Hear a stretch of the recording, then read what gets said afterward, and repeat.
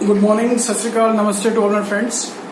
This is my fourth video on important formulas of maths for class 10th. तो आज हम लोग और भी जो कुछ पहले वाले जो पार्ट्स हैं उनको मैं डिस्क्रिप्शन में आपको लिंक दे दूंगा, उसके बाद आप देख सकते हो कि पार्ट 1, पार्ट 2, पार्ट 3। और आप लोग पूरा मेरा वीडियो पूरा देखा कीजिए, स्किप मत करना, बिकॉज बहुत इंपॉर्टेंट फॉर्मूलेज अभी मैं आपको बताने जा रहा हूँ। तो फर्स्ट फॉर्मूला है आपका है स्क्वायर का, जिसका आपको पता ही होगा कि 4 sides are equal. This is a, this is a, this is a, this is a. So this area is equal to a square. Area is equal to a square. Perimeter is equal to 4 into a, where a is the side of the square. Second आता है आपका rectangle.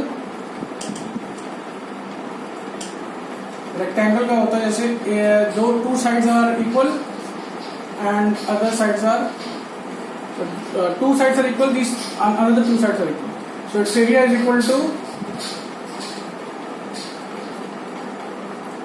A into A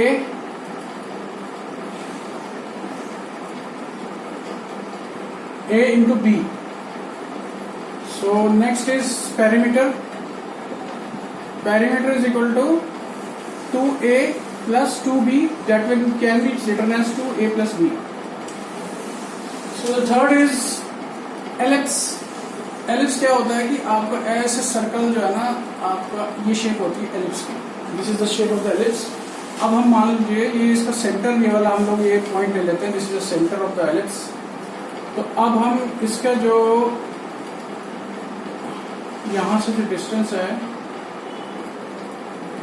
यहां तक का distance हम लोग ले लेते हैं, एंड इसका जो फॉर्मूला होता है, this is ellipse, and from here to here it is B, and from here to here from here to here it is A, and from here to here it is D, and from here to here it is capital D. So अब फॉर्मूले सबसे पहले हम देखते हैं area of ellipse. Ellipse का क्या area है, is equal to pi into a into b. यानी कि ये जो सेंटर से इस तरफ जो है, मतलब कि एक साइड पे ये वाला रेडियस और एक वाला साइड पे ये वाला रेडियस, डिफरेंट रेडियस है, तो पाई इंटू ए इंटू बी। और इसका जो आपका होगा पेरीमीटर, इसका पेरीमीटर हो जाएगा आपका 2 पाई इंटू डी एम। ये हो जाएगा इसका पेरीमीटर। और जो इसका एम होता है that is D by D. यानी कि इसकी जो वैल्यू होगी, अगर इसकी वैल्यू मान लो 0.1 है, 0.2 है, 0.3 है, अगर आपकी डी बाई डी की वैल्यू इतनी है, तो इस एम की जो वैल्यू होगी, अगर आपकी वैल्यू 0.1, 0.2, 0.3, 0.4 ऐसे है, और तो इसकी m की जो मेजरमेंट वैल्यू हो जाएगी 2.1, 2.2, 2.3, 2.4, 2.4 रिस्पेक्टिवली। अब नेक्स्ट आपका आता है, अब नेक्स्ट आ रहा है आपका क्यूब का। अब जो क्यूब होता है वो आपका क्यूब जो बनता है ऐसे बनता है, क्यूब जो बनेगा ना आपका ऐसे बनेगा। इसकी सारी साइड इक्वल हैं, जैसे ए और ये भी ए है, तो this will be A cube. ये क्यूब आपका मैंने बना लिया है। और इसका जो वॉल्यूम होती है that is equal to a cube, यानी कि a into a into a. This is a cube. Fourth formula है क्यूब का। And the fifth formula is rectangular solid. Rectangular solid, तो इसमें क्या होता है, रेक्टेंगुलर सॉलिड में कैसे होता है, ये इसकी जो साइड्स है ना वो डिफरेंट होती है, तीनों साइड्स में डिफरेंट होगी।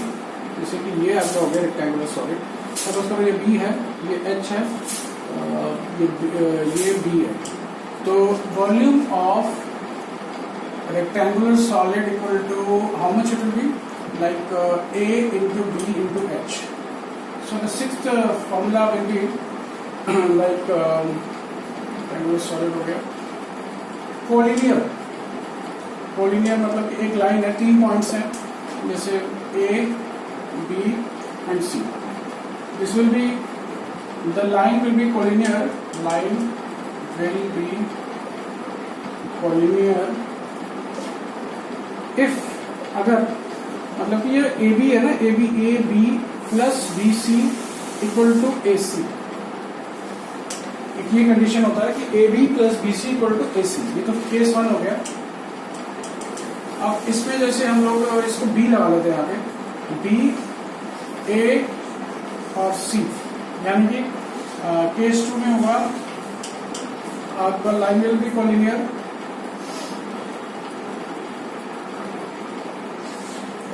If BA plus AC equal to BC. और इसका जो थर्ड कंडीशन रहता है वो रहता है आपका केस 3. इसका मैं बता देता हूँ. केस 3 है इसमें जैसे कि line will be collinear, line will be collinear if, ये हमने जैसे B रखा है यहाँ पे C आ जाएगा और यहाँ पे आ जाएगा आपका A, B आ जाएगा और यहाँ पे आ जाएगा आपका A. तो CB plus BA equal to CA. तो अगर ये 3 कंडीशंस इसमें सेटिस्फाई करता है तो the line will be the collinear. And then next is, और भी आपके फॉर्मूले मैं बताने जा रहा हूँ, थोड़े से 2-3 और रह गए. तो इसको नेक्स्ट फॉर्मूला आता है आपका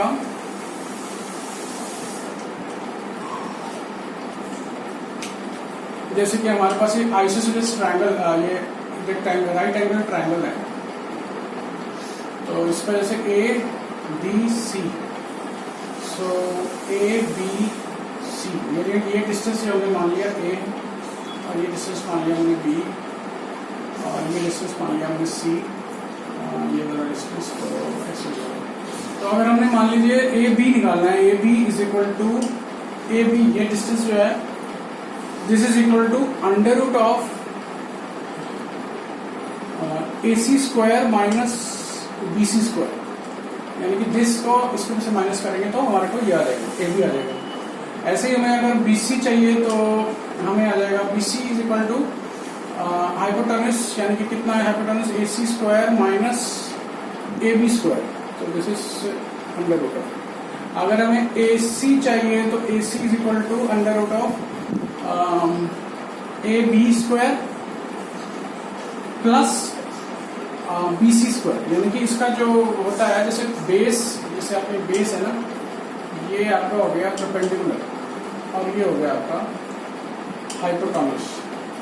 सो आपको जैसे ABC है ना, ये तो ये जो हाइपोटेनस होता है, हाइपोटेनस का square equal to P square plus B square.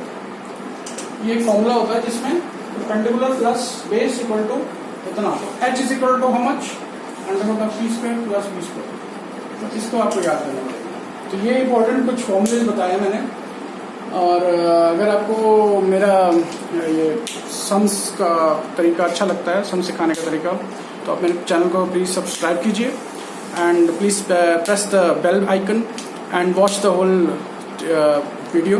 And अगर आपको मतलब कोई भी डाउट्स होता है तो मेरे कमेंट बॉक्स में आप मेरे से पूछ सकते हैं. और thanks for watching me, thanks for your support. Thanks.